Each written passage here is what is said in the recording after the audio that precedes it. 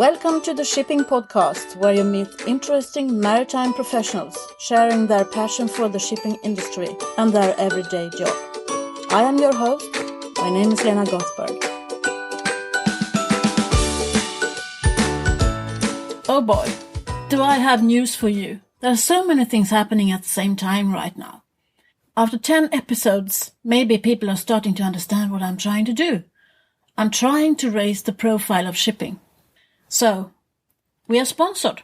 This episode is sponsored.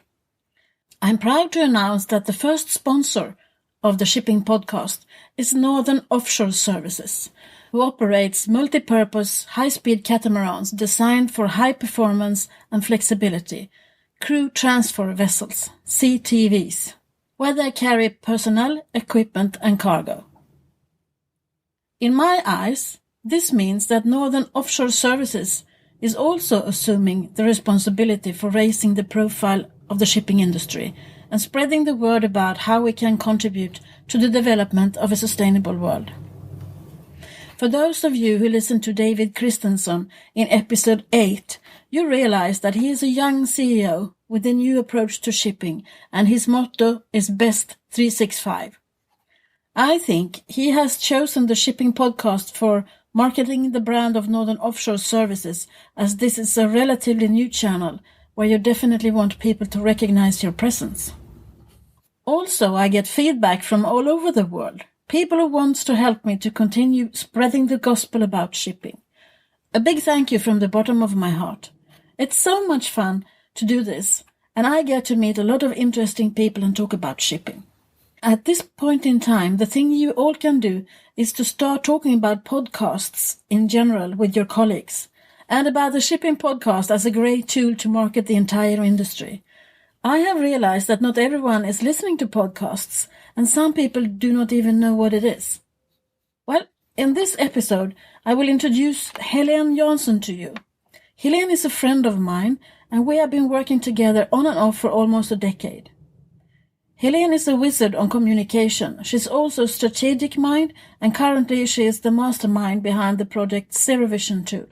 You will find out all about it during our conversation, but I have put up some links in the show notes for you, since it's a very complicated matter with many stakeholders involved, and it might be easier to see it in front of you as an organization sheet. So, please enjoy episode 11 with Helén Jansson. Helén Jansson, welcome to the Shipping Podcast. Thank you, Lena. Who are you? I'm a woman, soon to be 50 within a few years. Been working with communication and strategy for several years, and within shipping for, I think, soon 15 years. I also do a lot of yoga and soon Ayurveda as well, so I have a balance in my life, I think, when it comes to the professional life. How come you started with communication? Well, it was a little journey that too, actually. It started with me wanting to work with people. And first I thought that perhaps psychology would be my subject to practice. I would like to work with minds and thoughts and develop things together with people. And first I did some years with a&nbsp in Stockholm. That meant that I went into school for copywriting. But then I realized I'm not just a writing person. So then I started to look for educations, and I found the communication education, and I did that in Örebro in Sweden, but also in Harvard in Boston for a while. So it was my interest in people, my interest in communication and understanding, and also an interest in development, I think.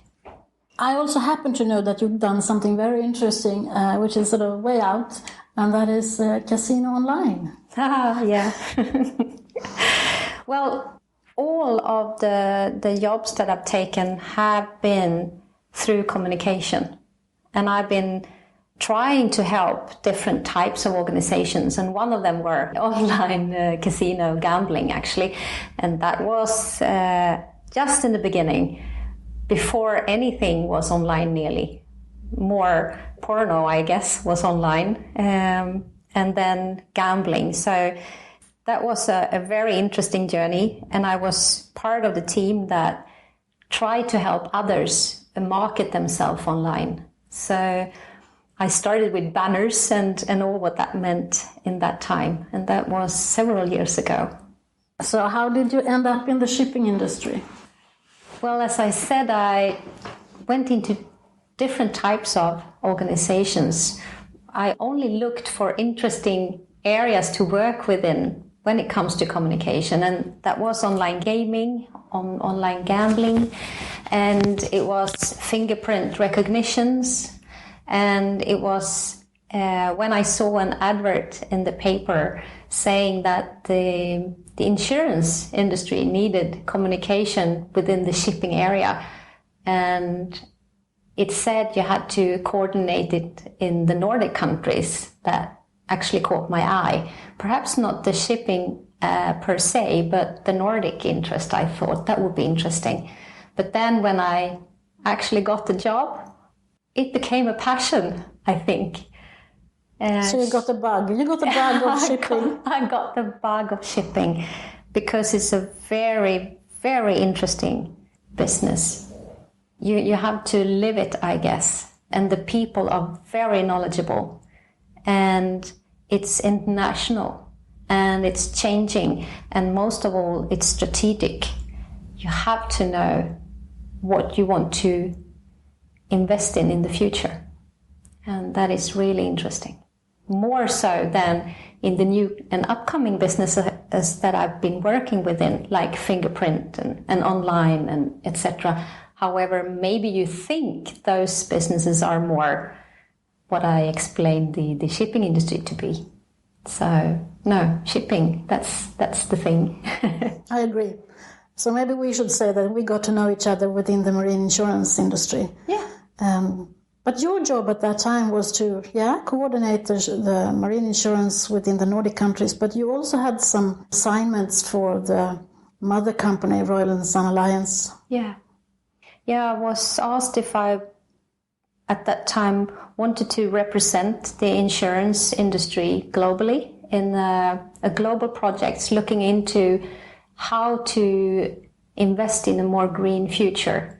And a group of people met in London and put together a strategy for the future. Sustainable Shipping Initiative was the name. And I'm really humble to be part of that group because not only did I learn a lot, but I was a small part contributing to this strategy for the future. And it's an ongoing project. It's still going strong, and it is a global insight into how and where and what should be invested in. So maybe that was where it all started, the idea of the green shipping thing that you're in now, more or less. Both yes and no. Okay. In parallel with that assignment, I was also asked if I would like to, on part-time, be the project leader together with the Swedish Ship Owners Association and the Ports of Sweden. The first project was to put together an industry group, and that was not only Sweden, but it was with a big help from Finland, among others, Estonia, Poland, Germany, several different countries collaborating, writing a letter in 2010 since the sulfur directive was taken. And we were, I think, 50 different organizations within different countries in the northern of Europe that signed this letter saying that we definitely would like to be more green, more environmentally effective. However, the time frame that it's supposed to happen within is too short. The other project... Sorry, who were the stakeholders in that meeting? It was ship owners, it was ports, it was cargo owners, it was different types of organizations, both privately held and collaborations, that signed this letter. And the letter was sent to? That letter was sent to the EU and seem callous at that point? The answer I guess, already knew that was, well, the decision is taken, so you have to do what you have to do. And therefore, the Ports of Sweden and Swedish Ship Owners Association decided to put together another project where they asked me to be the project leader, and it's called Baltic Sea Position. And Baltic Sea Position, you can find that online still, where I think it's in total 30 different types of projects that already was ongoing at that time in 2010-11, where green initiatives already been taken. There are scientists looking into what it is actually doing. It's looking into the regulations and also what kind of effect it will have on the environment. So it's a really good project. You can look into different types of ships, different types of ports, etc. But that was focused on the Baltic Sea. That was focused on the Baltic Sea. And it is because that is the area where the regulations already now are in place when it comes to sulfur. But also since it is an area which is in the forefront, doing all this new cool stuff, if you would like to say that. Yeah. And the reason for that is that there are so many people living around the shore side of Baltic Sea as well? Well, yeah, that is part of the reason. Several large industries are located there. They are using the transport at sea. And of course, it's about the competition and with other companies elsewhere in the world, or at least in the EU, where you have to look into these issues. As we said in the beginning here, it's a strategic business, and you have to look forward at least 20 years when you take your decisions. So it's important to show that you are someone to be recognized and be counted on when it comes to the transport, both if you are an industry needing it, but also if you are an industry partner doing it. And in between here, you changed your employer? Well, not when it comes to the global project and these two other projects. They were in parallel.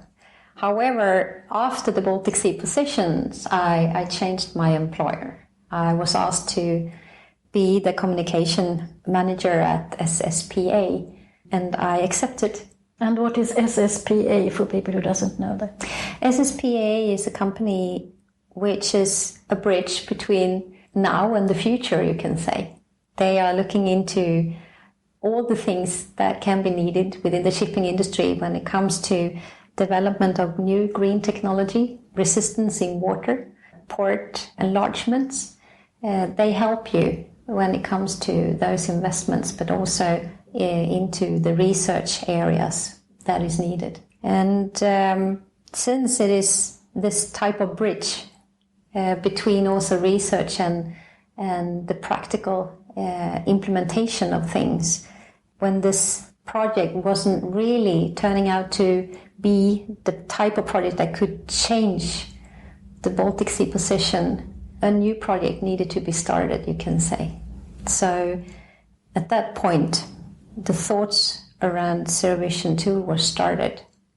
We didn't know at that time that that was the name, ZVT, but the question was there. Okay, we can show that we are doing things, we can show that we are in the forefront, but how do we actually get a change to happen that is needed, not just due to the regulations, but it is needed in general? It's a matter of a new attitude and people working in a different way, and change, I understand, is somewhere where you start. Well, when it comes to Zero Vision 2, you can say that, definitely.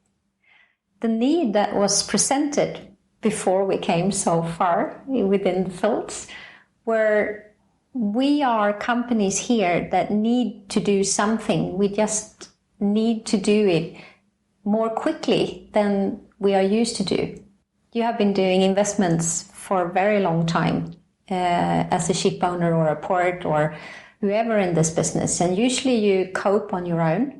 You have your partners, you do your investments, and I must say in our area they are in the forefront in the world already, because they are thinking more progressively, I can say, when it comes to the environment. They always have, most of them. And the big difference now was, as I said, the timing. It was a very short time period in which you had to do the investments, and you had to do it in a totally new environment because there were no regulations in place. There were no technology in place. There were no infrastructure in place, and all of it had to be done quickly. So the need was presented in that regard, and it was presented by the Swedish Ship Owners Association, but also together with one of their members, Serious Shipping, together with one of their partners, Prem. And together we sat down and had a huge big brainstorming session. What can we do? How can we do this? How can we help our area to continue being a good area where you also can transport things at sea at the same time being profitable, because you need to be profitable to stay in business, and at the same time be more energy efficient, environmentally efficient, and still be safe, because that is a combination that is needed as well. And what year are we talking now? Now we are talking 2011, and it's in the fall of 2011. And we started out saying that perhaps we should put together a project having one ship in focus and see how we could do this. How can we do this? What types of components is needed if you need to do this, and it need to be done quickly? And the areas that we agreed on, that was, you have to look into the vessel itself, of course. You have to look into the environment around it and the infrastructure. You have to look into the financial issues, the regulation issues, and also if there are any research and development needed still. And those are the 5 different areas in which each industry project today on Zero Vision Tool is working in. And they are still the ones that we think are the areas you need to look into. But to do that in a project, you need to be different types of stakeholders, because you have different types of knowledge, and put that on the table, and you need to share your knowledge so that you can move quickly forward, or more rapidly than normal. And how many stakeholders are there on that project today? Well, on the platform, sorry. On the platform, it's 120, 130 different organizations today. And you didn't think that would happen 4 years ago? No, not really. No. And not that fast, I think. No. We didn't even know if there were an interest, because the whole idea and the method that we have is only as good as the stakeholders, because they are the ones who are actually doing all the work. They are the ones who takes the decisions, and they are also the ones that are doing the investments.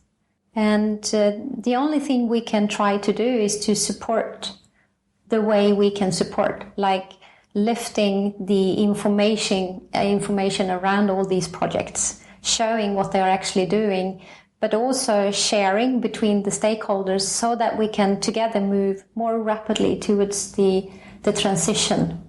And another part is also that we together could apply for support, because that is something that the EU have made clear, that you can apply for support.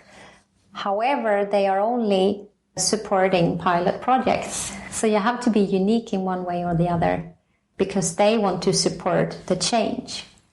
So if I jump forward just a few years now, where we are today, we have the big issue about, but how can we actually manage to do a transition? When you are a follower, when there are so much knowledge now, what can you do? How can you do these investments? Because you are still having investments that are, instead of 100% cost, it's 130% cost, because there are everything is done by hand. Things are not perhaps fully developed, etc., etc., and there are still tests going on. So therefore, the investments are higher, as always when you're doing a transition, whichever industry you're in. That is the reality.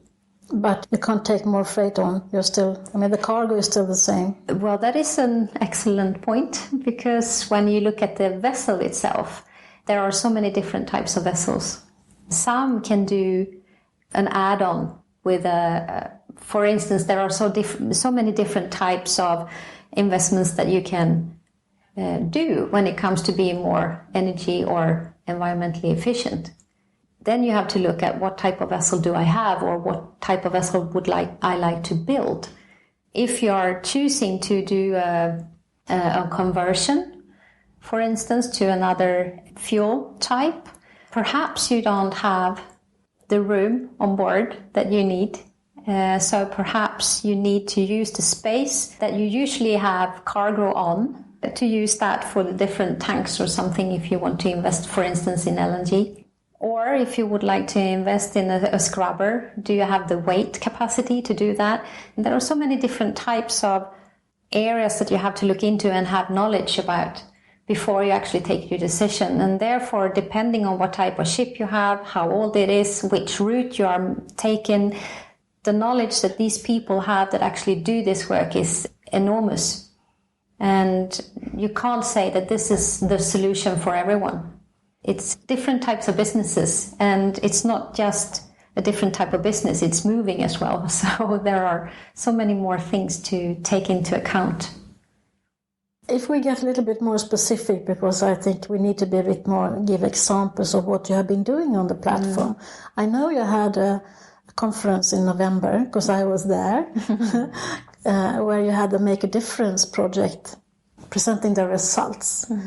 And in the Make a Difference project, you had various stakeholders. Could you? Well, there are, as we said, there were so many different types of organizations that are working together in one way or another. And there are both industry projects and there are university projects. And as you mentioned, Make a Difference was the first industry project that was receiving EU funding for their efforts.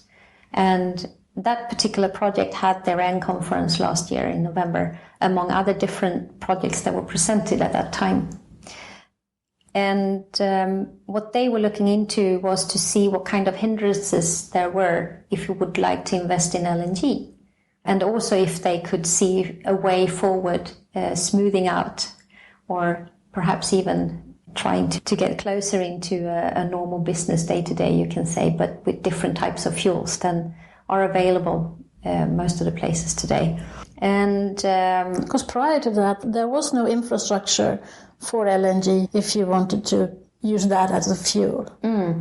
That was part of the project. And a sister project was building a bunker vessel at that time as well. Because there was no instructions for how that was supposed to be. Not in the Baltic Sea, no. And not in a big city, because it's happening in Stockholm. Yeah, part of the project was to look into how Viking Grace could do the bunkering at the same time as letting on and off people and cars in Stockholm Harbour. So that was part of the project. Another part of the project was to look into regulations surrounding it, looking into infrastructure in general, and come with recommendations. So that was what that project was doing. And they were doing it both when it comes to ferries and passenger traffic, and when it came to tanker vessels. What could they do? How could they do it? They were also looking into different types of engine and machineries, and they were doing hazards, looking into the safety issues. So there are a lot of different results coming from that project that several others could look into and learn from, of course. However, that was the first project getting EU funding. And in parallel with that application, there were initiatives going on where several different ship owners said that they would like to see how far they could go moving forward with different types of solutions. And as we mentioned, there are not just one solution that can save all. So what they said was that we would like to look into the scrubber solution, at least one of them, because there are several just in that area. We would like to look into the methanol as a fuel, and we would like to look into the LNG as a fuel. And in total, there were 7 different industry projects with different types of stakeholders that joined hands and sent in an application to the EU saying that one application was the pilot LNG, where there are 6 different joint industry projects working together, establishing the infrastructure for LNG. And that was the first, because at that time, in 2012, people were still talking about the egg and the hen. And what this group of organizations actually did and do were action. They stopped talking, they did. They said, okay, together we could do this. So within that pilot LNG, you have supply of gas, you have a terminal, you have new buildings, you have conversions, and you have bunker vessels and feeder vessels. So together they start something. And in November this year, we will have the end conference where this project, the pilot LNG, with all the industry projects there, together with pilot methanol and pilot scrubber, they will have their end conference, and a lot of other things will do. That was the 9th and 10th of November, if I didn't say before. So it's really interesting. But that was one of the pilots that were asking for support. The other pilot was pilot methanol, where they would convert a ferry and also look into how to put together the infrastructure for methanol. And the third one is to look into how can a scrubber work, especially in the water types that are in the Baltic Sea, because most of the scrubber types today need salty water. And in the Baltic Sea, it's not when you come further up. And also, how can you use a technology that can handle ice? Because that is also something you have to deal with if you travel within the Baltic Sea. So these 3 areas, with all of their knowledge and all of their sharing of all these different types of solutions, have been and are enormous. And I'm impressed. Every day I'm impressed to meet these organizations and the people within the organizations that are dealing with this and investing in this and risking taking this first step within these areas. It's amazing. And if you look at all these results so far, it's huge. And I agree. I'm excited just to hear about it. And I'm just working in a small part of trying to make this more known to other people. But I'm amazed. And more people should know about it. And hence this interview, I think. So what is your... I mean, you have been in the heart of the project all the time. So what do you see as the biggest change that has happened to the people who are working within it? Do you see new attitudes or new way of working? Or I think that the biggest change in working, I guess, is to share the knowledge. Because since you have to be different types of stakeholders within the projects, not only the industry projects, but also the university projects, you need to share your knowledge. And it's vital. Despite if you're an industry stakeholder or a university stakeholder or whoever you are, sometimes your knowledge is vital to your survival. And to know which part to share and which part not to share when you are dealing with competitors around the table, which you are when you share knowledge in this type of way. That is also something that I totally admire, the trust and the ability to share knowledge and see that if I do that, I will gain something. But to even start to do that, you have to risk something. Yeah, someone told me that in this project, you're sitting down around a table with people who you have not chosen to sit around the table with. Yeah. And that's the biggest difference. Because usually you choose your own partners within a business or whatever. But this time, there are other people you need to get along with and trust, as you say, and share your knowledge with. Yep. For something bigger. Yes, that's true. But also I think the other part of this is that as a stakeholder within these projects, you don't have to do everything yourself as you are used to do. You don't have to do everything yourself. You have others that are trying and testing, and you will gain results from that, which means that you can move quicker into the process, I think. So, but that was where we started. That was where we have been for a couple of years.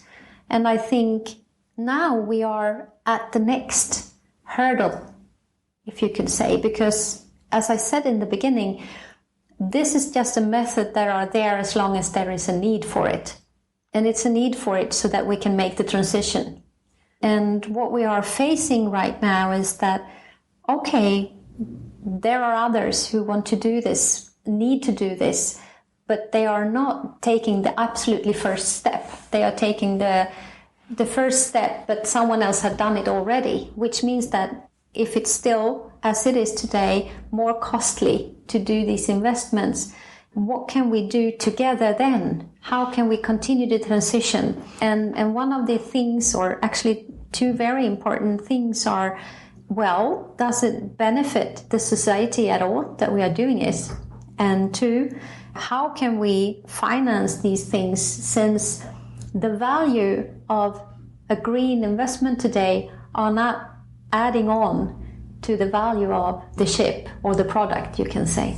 What we are doing now is to start new projects that are supporting the transition in parallel with the industry projects working themselves. So while Zero Vision Tool are the method for sharing, lifting knowledge from the industry, and perhaps a very, very important part we haven't discussed yet, the reference group where all the authorities are, that looks into the regulations, not least, where we report 4 times a year all the knowledge that we have and the process, and we are doing it in what can the industry do themselves as green dots, and what do we need to discuss to move further together is yellow, and what can the industry don't do, what is needed from someone else, like politicians or regulation makers or whoever. That is a very important part of the method. And in parallel with that, with the coordination between industry, academia, and authorities, we are doing this 2 different types of projects where it comes to the financial instrument. Can we, in one way or another, support the transition so that more projects can be started, more industry investment can be done, since it still not today is a mainstream investment? And the other, yes, it is a value to the society, but how can we measure that? And we have a huge group of universities and institutions working together today, looking into that. And as a first preliminary result, when it comes to just looking at emissions in air, not discharging water or safety, or there are so many different other areas to measure, but just looking at that part, in average, you will have a society benefit of 1 million euros per year per ship. So it's incredible when you look into that. And there will be, at the conference in November, so many more interesting results from these projects. But again, it's as long as the need is there, as long as the industry and the university areas are working together like this and see a benefit from it, we are here. It's interesting because I've met some people within the various groups and projects, and I've been interviewing them for the website, which is zerovisiontool.com. Mm-hmm. And I think that the communication group is really, really good. Mm-hmm. I can say that because I'm not heading it, you are. But we are making a difference there as well, I think. Yeah. I've met people within the project who says, it's amazing. I learned so many new things about other people and what they do. Mm. I met someone working for the ports, the Association of Ports in Sweden, and he said to me, I now know what the ship owner faces every day because I've met him and he has explained that to me, which means that we have to think about that when we try and push for new regulations or push for not new regulations or whatever. And I think that was for me an eye-opener as well. That people can acknowledge that they have learned something from someone else, not only sharing, but saying, wow, now I understand what it means, what decisions I take for someone else. Yeah, that's one of the synergies, of course, and it's heartwarming to hear that is also something that happens. But it doesn't just happen. It's a lot of hard work, and as we said, we need to trust each other, and we need to continue this movement, if you like, together. And then also I think we should acknowledge that sometime we won't have this need, then we will have another need, and then perhaps Zero Vision tool isn't the tool, perhaps there will be another tool.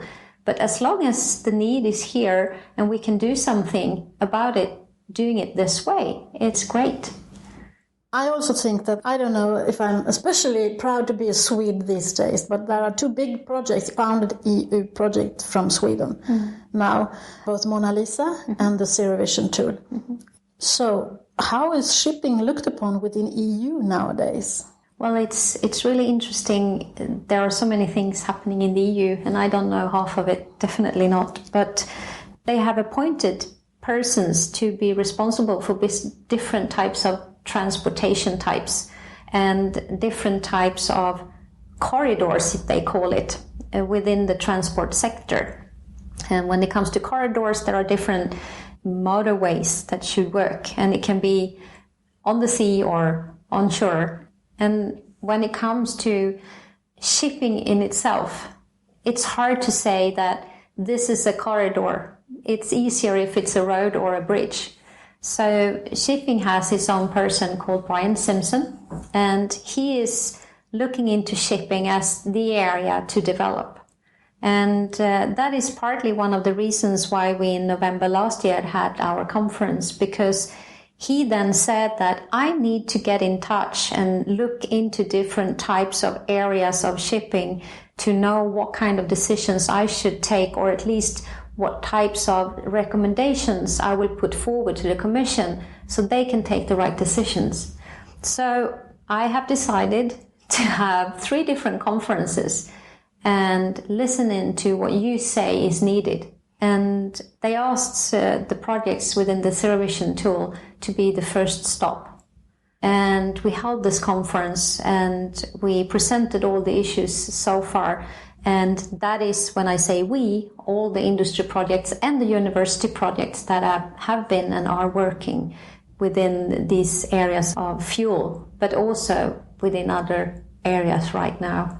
Later on during the year, it's been a conference now this spring in Venice, and then the last one in Liverpool. However, when we were in Liverpool, they asked if we could hold another conference in Gothenburg. So that is why we hold the last one now in November. And I think in February and March, it's the time where Brian Simpson will present suggestions to the Commission to take a decision upon. So it's acknowledged that we do have a lot of interest, but also a lot of fresh and great ideas on how to move forward, and not just for our area within all these industry and university projects, but also that could benefit the EU. And therefore we are part of this big transition. However, the EU are taking it within a few years, and we are already in it right now in our area. And then I want to talk about, shouldn't this be a global project, a global thing? I mean, since the first protests against the sulfur directive was that this should be on a global arena. And now we're working on projects within EU. So how does that match with the global arena, with IMO and so on?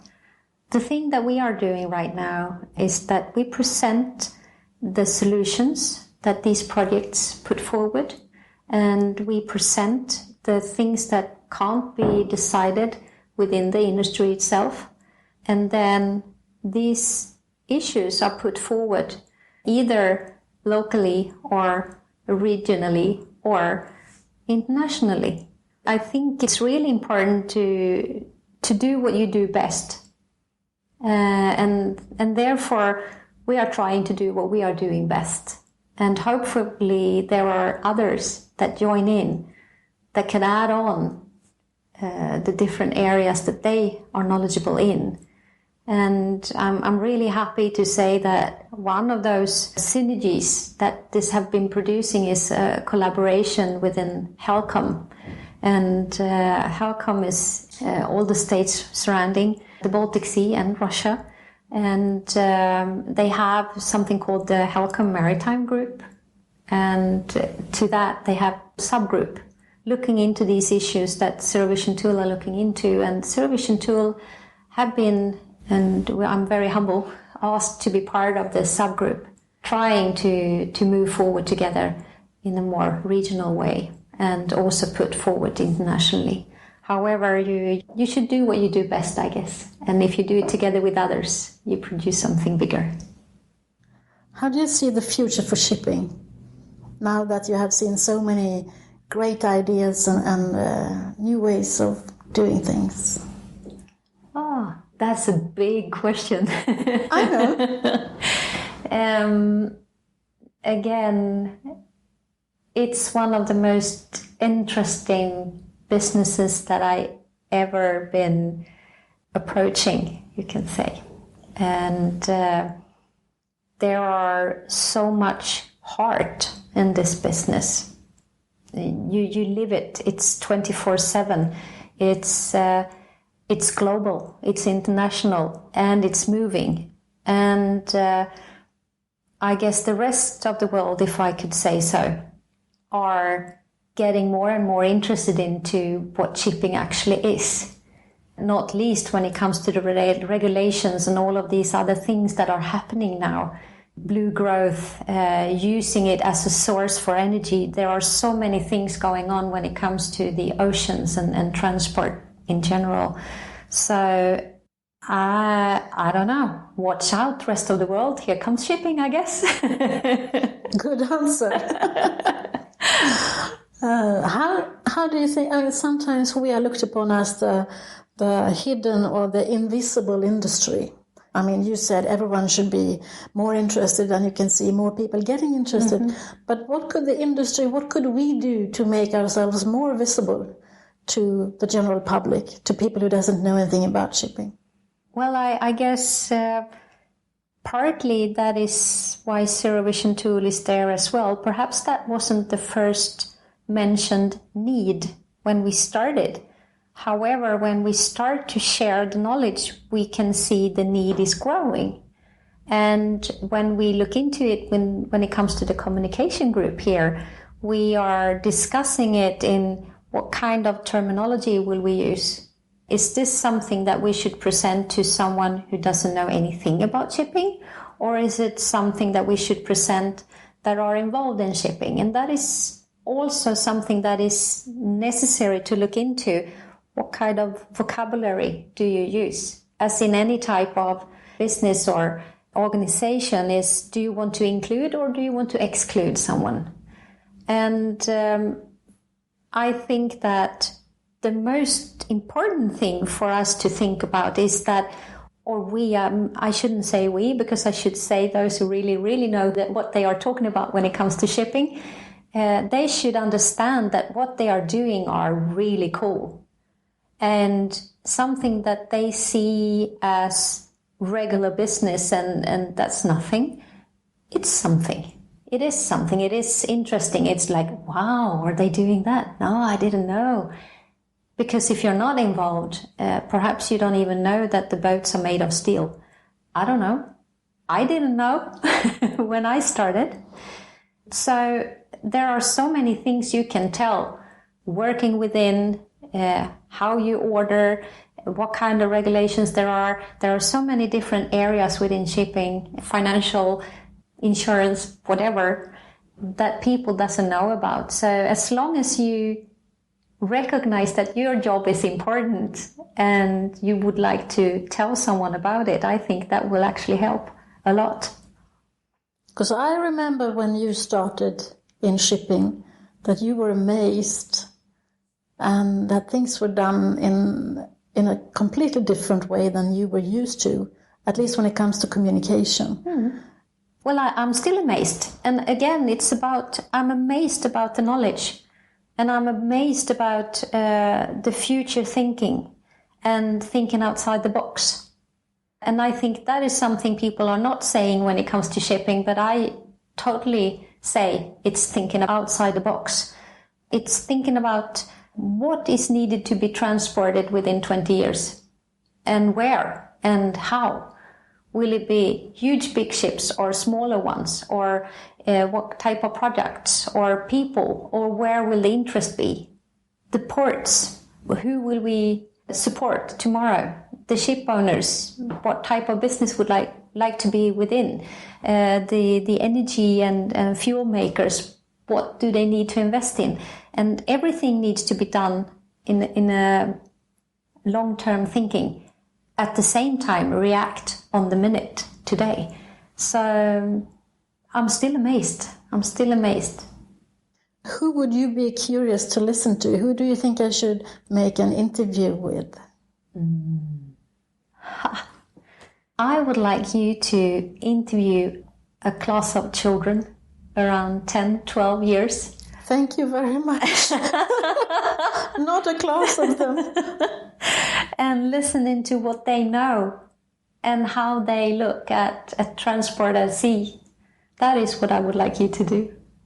Thank you. I got my challenge there, I think. Yeah. So is there anything else that we haven't spoken about that you would like to bring up? Well, there are so many other things, and really I would like to thank everybody who are sharing and doing all these things. And well, the only thing I think I should say again is the dates, the 9th and 10th of November, where there definitely will be more sharing of results and what the future will hold. And that will be here in Gothenburg, starting at 9 o'clock in November. So maybe we should repeat the website. It's zerovisiontool.com, and that's where you can find information about the projects, about the events and the conferences, but also the Twitter account and LinkedIn. And if you want to share anything with us, please do so. I can only agree. Thank you very much, Helén. Thank you for being a part of my podcast. Thank you, Lena. I made this interview with Helén in my office on August the 10th, when we were still planning the Motorways of the Sea conference, which is now right around the corner, and we are stressing out to get everything in place. Last year's conference was such a success, so we feel the pressure now of exceeding that. We launched a website for the platform last year, and the conference was a possibility for us to test all our plans for real. I am part of the communication team on the platform, which Helén is heading, and we are using digital media such as LinkedIn, Twitter and audio to drive traffic to the website, where we also use YouTube and written articles. Last year we were live tweeting from the conference, releasing videos from all projects presented and made interviews with the keynote speakers. Statistics show that in 2 days we had more than 6,000 visits to our website from all over the world, which made us very happy. It convinced us that all the strategic planning and hard work paid off. We showed that digital communication is a very powerful tool when you use it the correct way. So for this year, I can only say that all the results from the platform will be presented. New videos about LNG, methanol, scrubbers, etc. 9 videos all in all will be released. So if you are interested, you should definitely keep an eye on the website zerovisiontool.com. Don't forget that this episode was sponsored. It was brought to you by Northern Offshore Services. Their website is n-o-s.eu, where you can read more about how they transport crew to offshore wind parks. Thank you, Northern Offshore Services, for making it possible for me to produce this episode. Until the next time, this is how much fun you can have during an interview. So take care and see you next time.